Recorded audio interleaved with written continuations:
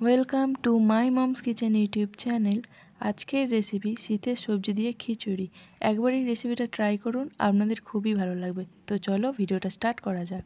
গোবিন্দভোগ চাল নিয়েছি, আর নিয়েছি কিছুটা কাঁচা লঙ্কা, গাজর, কুমড়ো, বিনস, বরবটি ও আলু। আর নিয়েছি মুগ ডাল, মসুর ডাল, ঘি, আদা ও টমেটো বাটা, ধনেপাতা কুচি। আর লাগবে তেজপাতা, গোটা জিরে, শুকনো লঙ্কা। প্রথমে ধুয়ে রাখা চাল ও ডালগুলোকে সিদ্ধ করার জন্য দিয়ে দেব।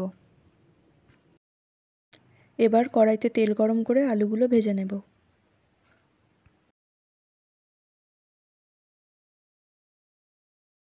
আলুগুলোকে নেড়েচেড়ে ভালোভাবে ভেজে নেব।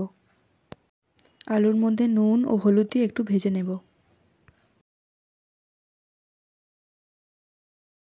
তারপর অ্যাড করব গাজর, কুমড়ো, বিনস ও বরবটি। সব কিছুকে একটু ভালোভাবে মিশিয়ে ভেজে নেব। সবজিগুলো ভাজা হয়ে গেছে, চাল ও ডাল সিদ্ধ হয়ে গেছে। এবার নুন ও হলুদ দিয়ে মিশিয়ে নেব। কড়াইতে আরও একটু তেল দিয়ে তাতে জিরে ও তেজপাতা ফোড়ন দেব।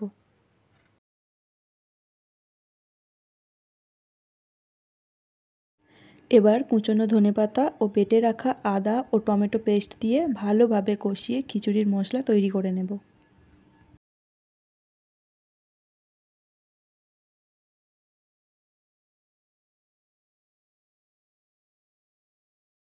এবার ভেজে রাখা সবজিগুলো দিয়ে দেব। ভালোভাবে মিশিয়ে নেব সমস্ত সবজিগুলোকে। এবার তৈরি করে রাখা মশলাটি দিয়ে দেব।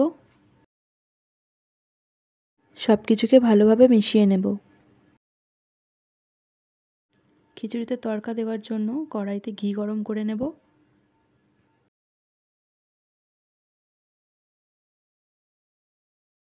এবার তাতে দেব শুকনো লঙ্কা,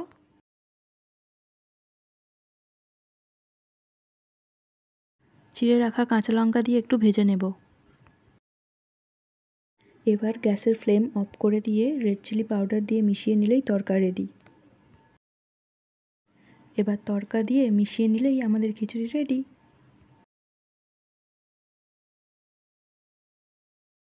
ব্যাস, আবার কি, বৃষ্টির দিনে গরম গরম পরিবেশন করুন।